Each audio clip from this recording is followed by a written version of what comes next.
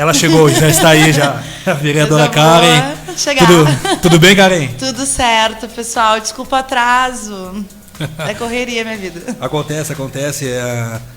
Primeiramente, te agradecer pelo convite, né? Eu que agradeço. De hoje a gente poder falar, e já deixei bem adiantado para o pessoal o papo de hoje, né? A importância, né, a importância do povo negro na política, né? Show de bola. Que infelizmente a gente, ainda mais no mundo de hoje, as pessoas têm aquela coisa de não querer falar em política, de não querer, que eu sou contra esse assunto, até me corrija se eu estiver errado, que política não se discute, que eu acredito que política tem que ser discutido e debatido, né? Com certeza. A política é esse exercício de trabalhar com as contradições, com a comunicação, resolução de problema, é a nossa vida, sabe? Abrir mão disso é abrir mão de ter uma vida digna. Sim. Eu já queria começar assim com... Eu acompanhei um pouco do teu trabalho antes de trazer aqui, dei algumas olhadas, uma catada lá nas redes. Uma catada nas redes. E aí eu vi que tu participa do coletivo Alicerce, né? Isso. E o que é o coletivo Alicerce, que eu vi que ele não é só aqui no Rio Grande do Sul, né? Ele também a gente tem trabalho em Pelotas, Santa Maria, Guaíba, Osório, Santa Catarina em Florianópolis, Curitiba no Paraná. Um coletivo basicamente da região sul.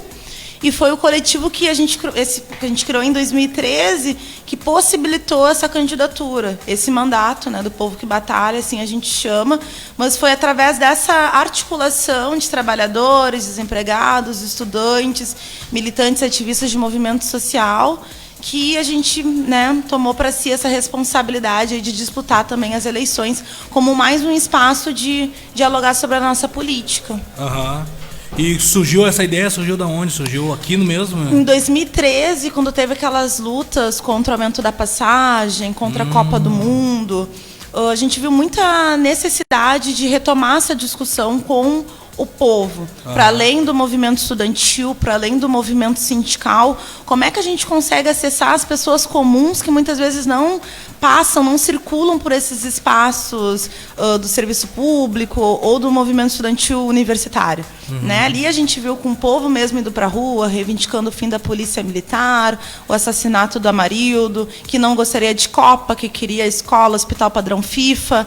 Ali a gente viu uma oportunidade que a situação política estava colocando para nós, que é essa crise da representatividade, como mais um espaço da gente disputar a opinião pública por um pensamento antissistêmico. Né? Então, dali a gente viu, não dá mais só para ser um coletivo de movimento estudantil, não dá mais só para ser um coletivo sindical, não dá só para atuar no movimento popular. A gente tem que articular isso tudo em torno de um programa, de um partido que se propõe a ouvir o que essas pessoas estão dizendo nas ruas. Então, desde então, a gente vem se construindo nessa perspectiva. Ajudar as pessoas a se organizar, a lutar pelos seus direitos. Assim.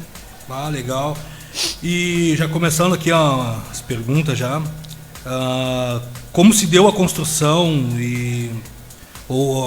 começou no movimento estudantil, né? Isso, movimento estudantil. Tu já almejava, já tinha essa ideia de entrar na política? Nunca, foi todo um convencimento, porque no movimento estudantil a gente militava de forma independente, né? Então a gente não era partidário, mas ninguém ali do Diretório Acadêmico de Educação Física, de onde eu vim, a gente tinha algum tipo de relação com o partido político, bem pelo contrário, a gente era bem crítico, assim, e tocava bem o trabalho de base da educação física, luta pelo restaurante universitário, a reforma do nosso currículo, que a gente queria unificar de novo a educação física, licenciatura e bacharelado. Então a gente tinha uma discussão bem assim do trabalho de base do professor, do estudante de educação física. Nessa caminhada, né, no movimento estudantil, a gente conhece o DCE, a gente conhece as demais lutas dos serviços públicos, e aí a gente vai se inteirando.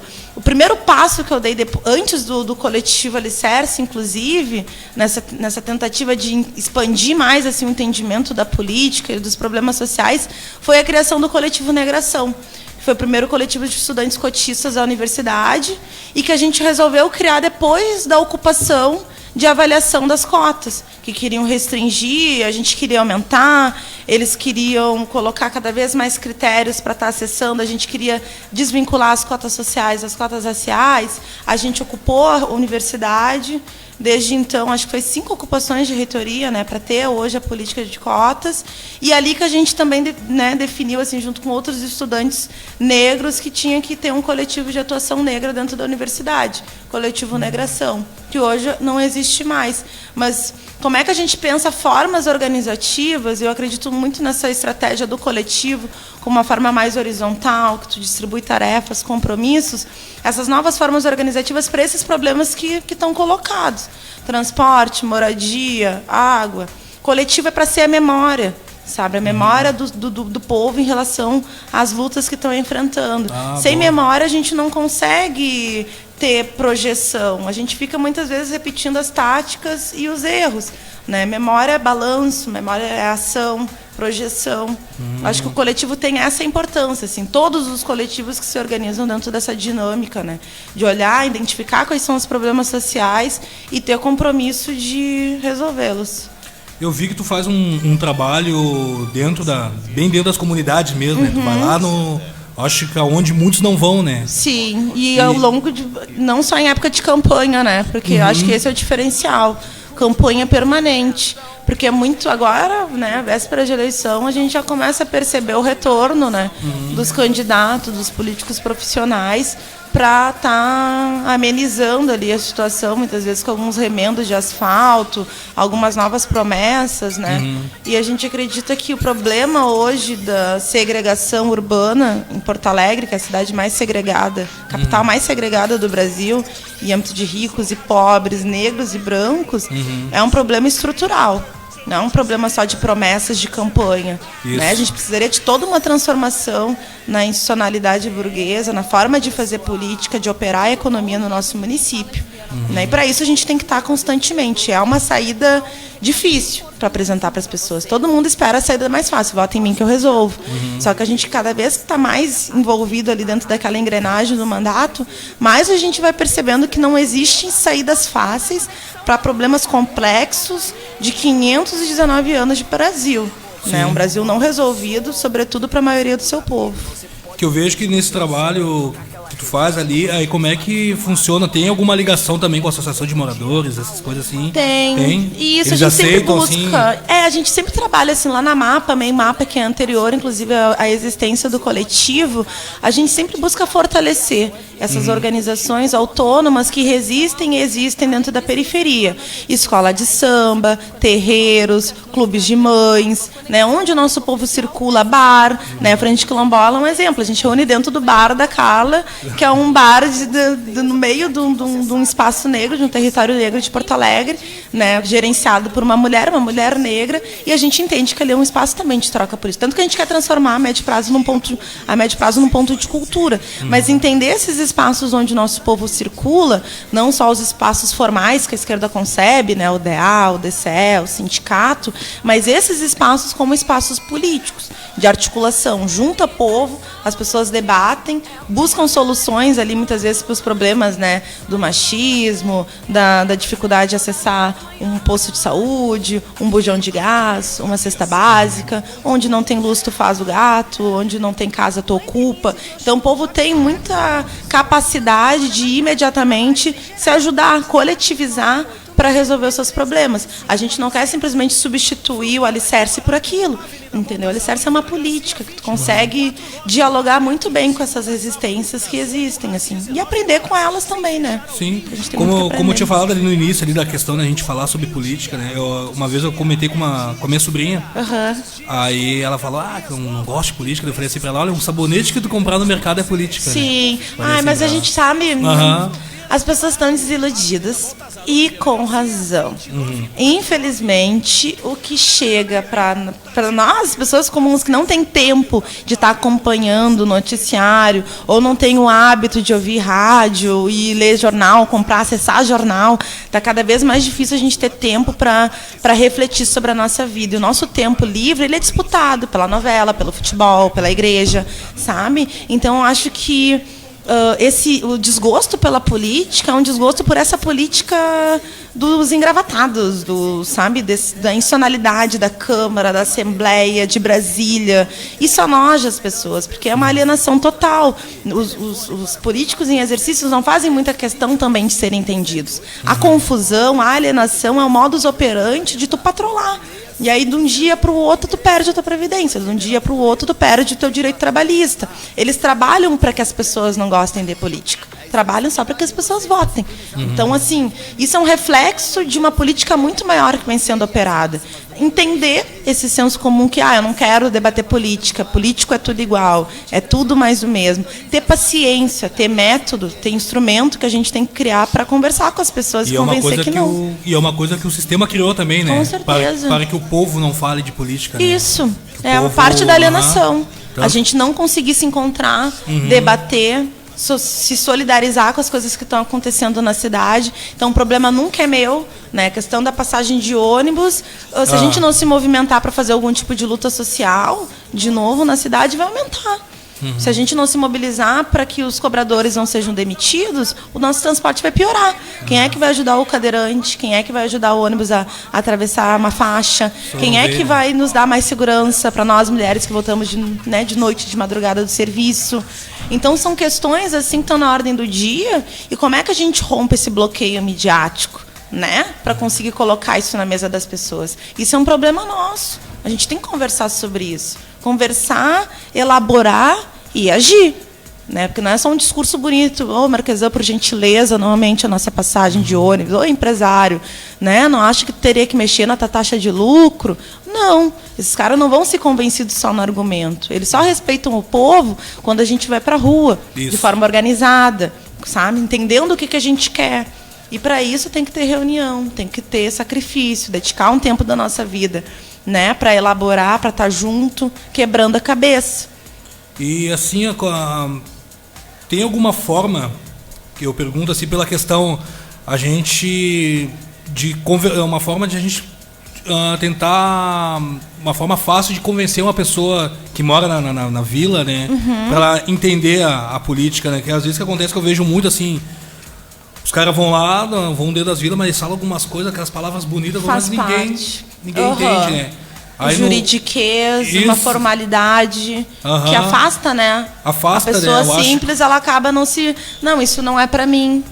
Eu acho que também esse preconceito linguístico, esses instrumentos assim que a política tradicional desenvolveu, eu acho que justamente é isso, é para afastar o povo do debate. Que aí eu aposto muito na panfletagem como uma forma da gente estreitar esse canal. Nem sempre a gente consegue fazer com que as pessoas acompanhem as nossas redes e acompanhem a TV Câmara. Então, a gente ter o exercício de panfletar nos forma enquanto militante, porque eu acho que é uma tarefa difícil. Acordar às 6h30 da manhã para pegar o trabalhador indo para o centro e conseguir minimamente dar um assunto para ele desdobrar ao longo do dia, informar ele em relação a alguma coisa que está acontecendo na cidade, no estado, no país. E também ter esse exercício de ir nos finais de semana. Uma coisa que o nosso mandato faz muito, final de semana, é ir em peregrinação com essas panfletagens dentro das comunidades. E aí, quando a gente não consegue acessar o trabalhador, a gente coloca na caixinha do correio, né, vai apresentando um pouco da nossa denúncia e da nossa política, assim. O olho no olho é algo que valoriza muito, né? A tua campanha foi assim, né? Foi assim, muito olho no olho, no centro, com chuva, com sol, São Jorge, ali no terminal, e dentro de algumas comunidades assim que a gente delimitou com esse perfil, né, do trabalhador mais precarizado, aquele que mais necessita hoje de um Estado de direitos e que é o que vem sendo, por consequência, mais violado, né, expropriado assim, por esses governos que estão, né, município, o Estado e o governo federal, né, alinhados em colocar todo o preço da crise nas costas do trabalhador. E quais foram as maiores dificuldades no teu processo de campanha eleitoral, tanto como vereadora quanto para deputada, assim?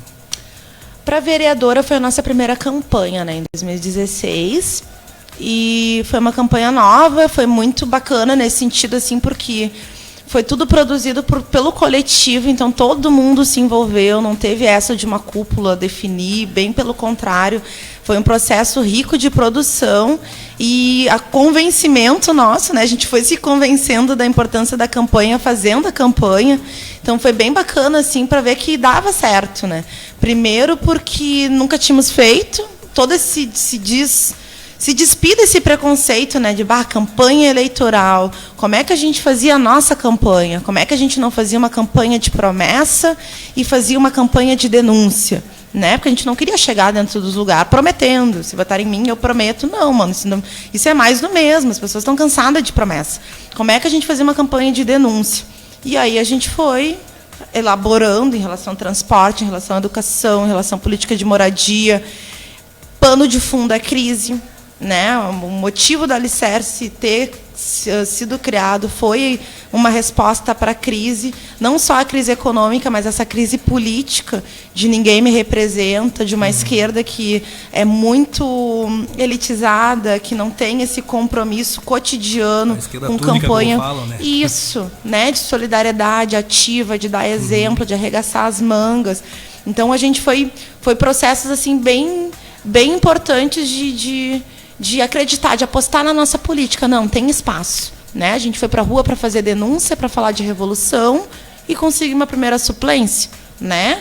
Então, tem um canal de escuta isso que nós estamos se propondo a construir. Em 2018, né, depois de 2 anos ali na suplência de vereança, a gente já tinha um pouco mais de amadurecimento, né? Tanto no sentido de fazer uma campanha, quanto também de ter mais firmeza, né, de que nossa política estava acertada, assim. Então foi mais expandir, enraizar ainda mais o trabalho que a gente definiu em 2016. De 2.600 votos em 2016, em 2018 a gente foi para mais de 16 mil votos, né, no estado, em um coletivo que está se enraizando no interior. Então acho que esse saldo político, para além da questão pragmática de ser eleito ou não, a gente acabou entrando, né, na vaga mesmo da vereança pela eleição da Fernanda para deputada federal. Então só cacifou ainda mais uma construção que é muito difícil, que é muito invisível. Né? Quem vê só o resultado ali dos votos, ou ter, né, a cadeira ou não ter a cadeira, não tem dimensão da quantidade de pessoas trabalhadoras, desempregadas, sabe, com todos os problemas normais de saúde mental, de doença na família, de ser o sujeito que está sofrendo esse pênalti dessa crise. Muita gente que arregaça a manga e constrói. Né? A gente agora, no Bloco da Laje, a gente estava vendendo cerveja para financiar a ida da nossa juventude para um acampamento. Né? Mesmo tendo mandato, como é que a gente mantém a nossa autonomia financeira? Como é que a gente educa uma geração de lutadores de que sim, a gente precisa ter as nossas finanças, ter a nossa forma de fazer dinheiro, sabe? Como é que a gente agora, vislumbrando aí as lutas desse início de ano, mantém uma dinâmica de fortalecer os movimentos sociais, não substituir, fortalecer o 8 de março, fortalecer a luta do transporte público, né? Ter um compromisso em potencializar essas lutas que já vão acontecer dentro da nossa cidade e usar o mandato para isso. Mandato, nossa, é a possibilidade de a gente falar nas grandes mídias, é a possibilidade que a gente tem de ter mais recurso, política se faz com recurso.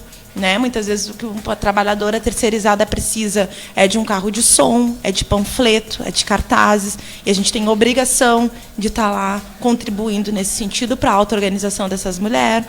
Né? Então, como é que a gente usa do mandato também para ser um mandato do povo? Né? Rompendo um pouco dessas barreiras mais corporativas. O mandato do Alicerce. Não, a gente quer dialogar com um perfil de trabalhador, né? Que é esse trabalhador precarizado, que está fora dessas redes assim, de influência do alto escalão do serviço público, por exemplo. A gente quer trabalhar com professor, com gari, né? Com carteiro, com trabalhadora terceirizada, motorista, cobrador de ônibus, pequenos empreendedores. É esse o perfil que nos interessa, assim. Legal. A Lidiane David mandou uma pergunta aqui, né? Claro. O que tu acha da nota de mudanças desse mandato? Positivas ou negativas? Como assim? Acho que a nota de mudança desse mandato, se puder explicar, mandar de novo aí, Lid. Nota de mudança? De repente, eu acho que do teu mandato, ou do mandato do... O que seria uma nota de mudança? Não faço a mínima ideia. Deus me ajuda. Daqui a pouco eu acho que já está acompanhando, já vai responder. Show de bola. Não, é até como isso que tu tava falando, porque eu vejo assim que é o povo que principalmente a gente está falando mais, o foco principal é o povo da vila, né? O povo periférico. Sim. Porque eles não, às vezes não, como eu estava falando da questão da política, a gente debater, que aí que entra a questão, né? Que vocês, como estão sempre denunciando, falando, parece que às vezes isso não entra no ouvido, assim, falando de forma grossa, não entra na mente deles, mas é muito mais fácil que às vezes quando entra um candidato que vai dizer que vai mandar matar, que vai fazer isso, que vai botar a polícia dentro da vila, que vai acabar com as biqueiras. É bem complicado para elas absorver, por isso que eu tinha feito a pergunta ali, né, de como a gente faz para poder, né, conscientizar as pessoas, elas começar a ouvir um pouco mais a denúncia, né, e menos a promessa de... Isso, eu acho que a gente tem que dar mais exemplo, porque falar até papagaio fala. Como é que a gente consegue colocar o nosso discurso combinado com ações práticas? Eu olho muito para o que os evangélicos fazem, né? A rede que eles têm de apoio, a cotização que eles fazem, que é o tal do dízimo, como eles usam dessa influência para... Eles trabalham, obviamente, na alienação, né? A teoria da prosperidade combina muito bem com os valores capitalistas, do individualismo, da competição. Como é que a gente consegue disputar os nossos valores, né, solidários, comunitários, a partir daquilo que a gente faz? Isso eu acho que é o mais difícil, que é uma barreira que a gente tem que superar, e a gente só vai superar fazendo, em relação aos problemas concretos do nosso povo, em relação à ocupação, em relação a uma casa que pegou fogo e a gente vai precisar reconstruir, em relação à indicação de psicólogo, indicação de locais que essas pessoas consigam, né, que passaram por uma situação de violação de direito, consigam ser acolhidos. Como é que a gente tem essa rede? Né? E eu acho que a gente está trabalhando cada vez mais nesse sentido. Lá no Rincão, por exemplo, agora a gente teve 2 trabalhadoras lá da comunidade que tiveram essas casas queimadas. Assim, a gente está organizando semanalmente um brechó para arrecadar fundos para a reconstrução da casa dessas trabalhadoras. Nesse sentido, é uma coisa pequena, é uma coisa, né, que olha e vai dizer, nossa, isso é tão pequeno, mas eu acho que é esse tipo de iniciativa que a gente precisa, porque não é só um brechó, é uma reunião para organizar o brechó, não é só um brechó, é uma panfletagem explicando a necessidade daquilo, depois uma avaliação, depois a distribuição do dinheiro, uma fiscalização, sabe? É toda uma lógica de construção coletiva que o nosso povo perdeu. Muitas vezes o nosso povo vai se reunir para resolver algum problema e acaba brigando, né? Acaba discutindo, acaba divergindo e acaba se desfazendo daquela união. Eu acho que esse beabá da organização política, organizar uma reunião, ter uma relatoria, ter uma ata, ser democrático, né? A democracia na inscrição permite que as pessoas, ao divergirem, não se torne uma bateção de boca. Então tem que ter tempo, tem que ter coordenação. O básico, acho que a gente tem muito que contribuir, né? Porque, pelo que eu percebo, assim, nesse 1 ano de mandato, acompanhando mais essa diversidade de movimento social, movimento de terreiro, movimento do carnaval, tem uma dificuldade do nosso povo de trabalhar com a questão da horizontalidade da democracia. Normalmente tem hierarquias estruturadas, e é a tradição, e é assim, e o mais experiente, o mais velho fala, e todo mundo tem que respeitar. Uma lógica de fazer a política que não está contribuindo muito para desenvolver massa crítica. Né? A gente precisa dividir tarefa com todos e todas, corresponsabilizar.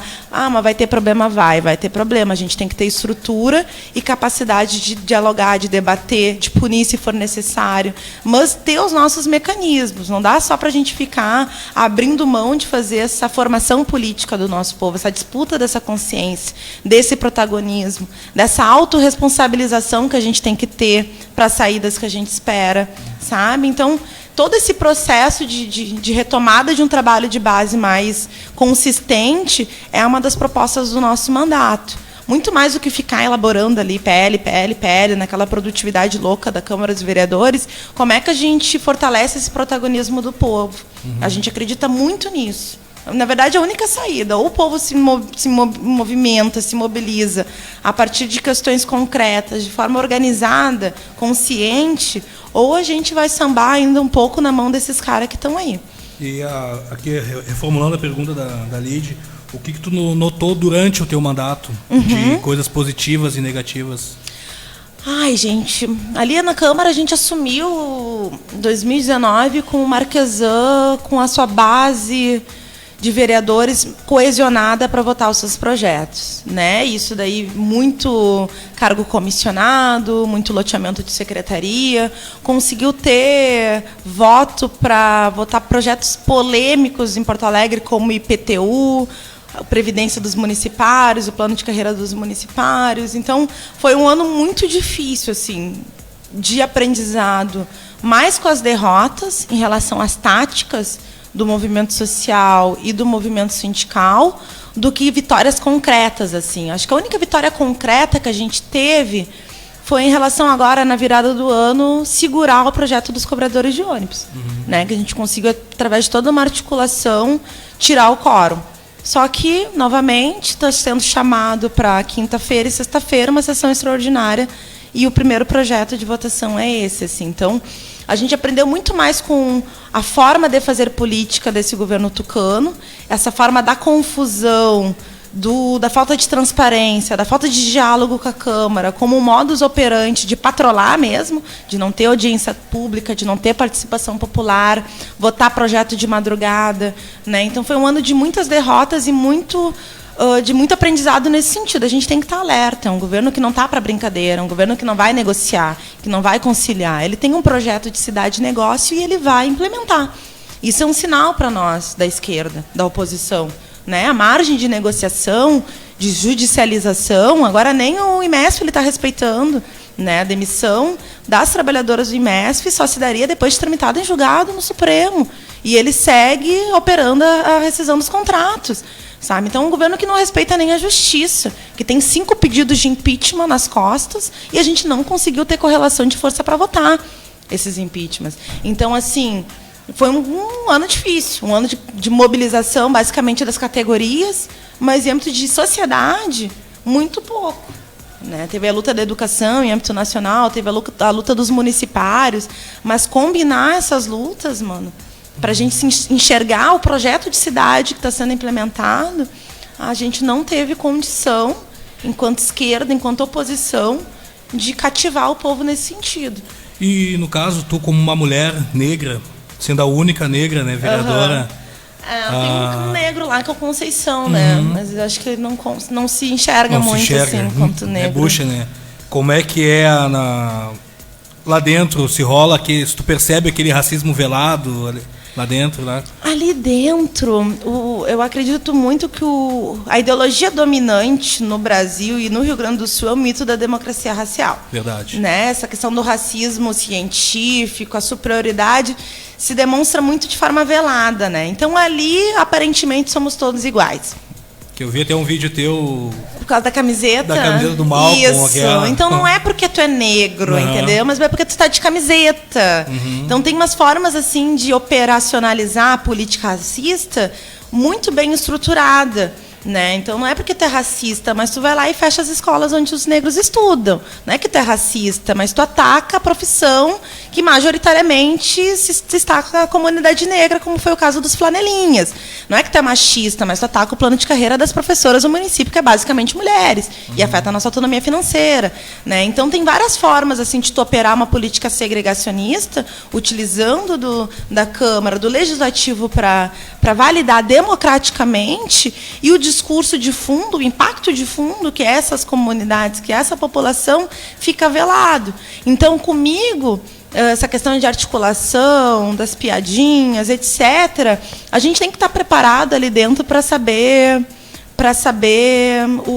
aonde a gente está entrando e que, né, tu pode sim querer ter uma relação harmoniosa com eles. Eu não tenho esse perfil, né, mas eu acho que o de pior, assim, eu percebi assim, nesse 1 ano, é o destratamento, né? Chamar quem está ali acompanhando a sessão de pão com mortadela, que não trabalham, que é tudo massa de manobra do pessoal e do PT. Esse desrespeito com o trabalhador que está indo acompanhar as sessões foi algo que me chamou muita atenção.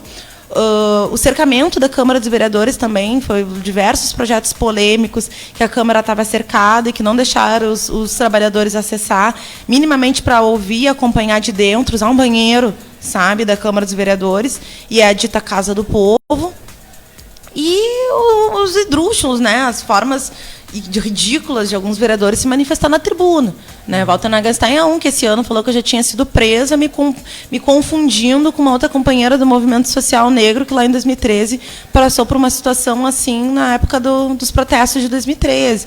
Né? E é bem aquele entendimento de que negro é tudo igual, então não tem problema nenhum se confundir. Até hoje não se retratou oficialmente em relação a isso. Né? Mas são questões que a gente que não tem muita ilusão com o parlamento, com a Câmara dos Vereadores, a gente já está meio que preparado para circular para aquele ambiente. É um ambiente hostil. Né? Não foi um ambiente feito para nos receber. Né, a própria Mônica Leal, esse ano, entregou a presidência da Câmara denunciando machismo. Né? Que ela teve que ser presidenta da Câmara dos Vereadores de Porto Alegre para perceber o machismo na política. Ela teve esse privilégio, na idade dela, só perceber isso agora. Né? Questões que nós, mulheres negras, já percebemos há muito tempo. Né? Então, está cada vez mais explícito, nítido para a sociedade, o modo operante da política tradicional, feita por homens, por engravatados, e todos aqueles que se colocam contra a política majoritária são chacoteados. Né? E aí pesa a opressão pesa o tempo inteiro. Né? Não era para a gente estar aqui não é nosso lugar, nós somos minoria, e etc.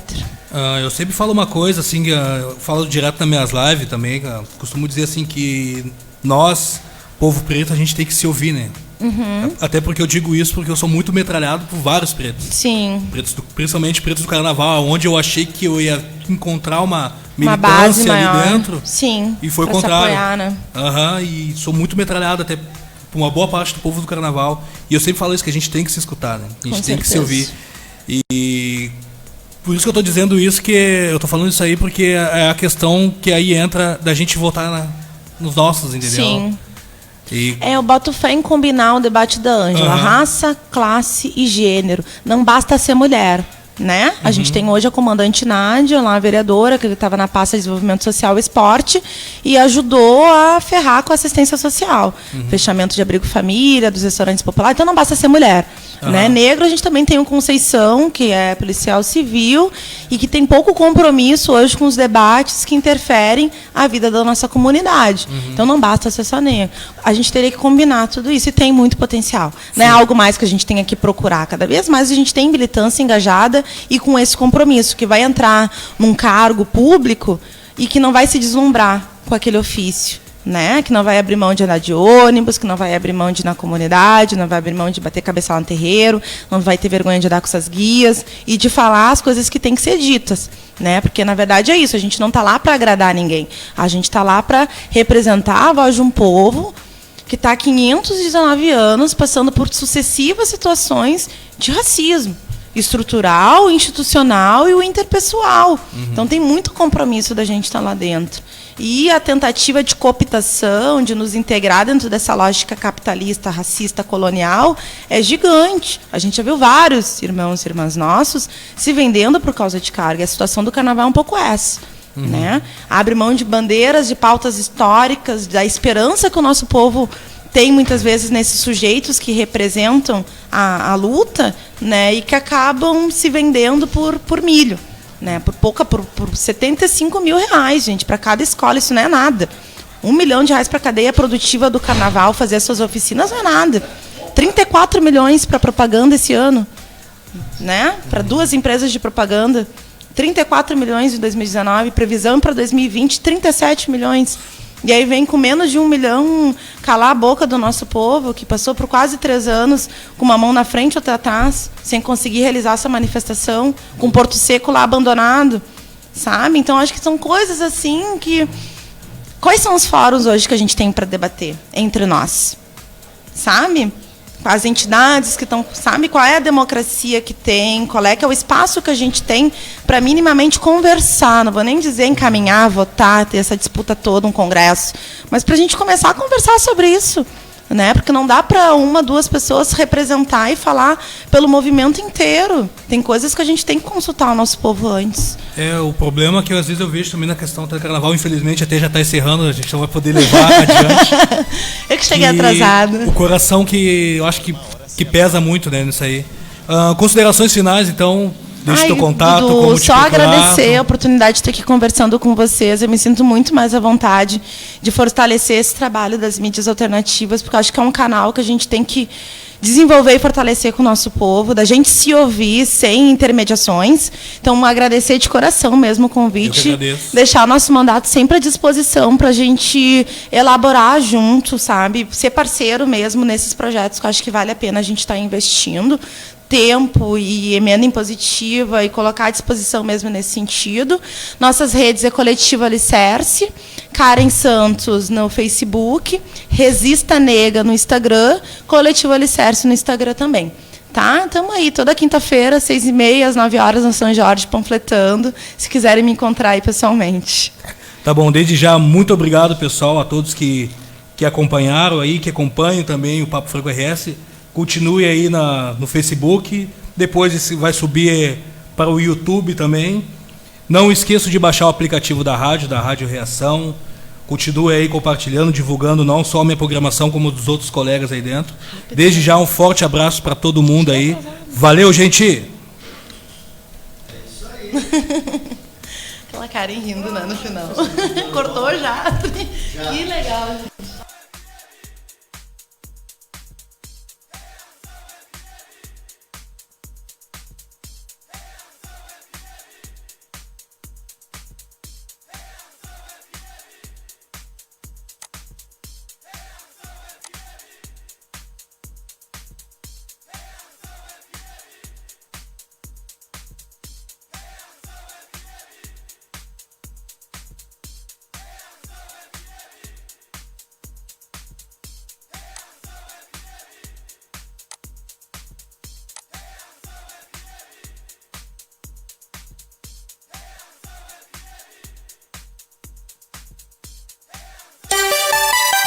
ReaçãoFM.com informa a hora certa.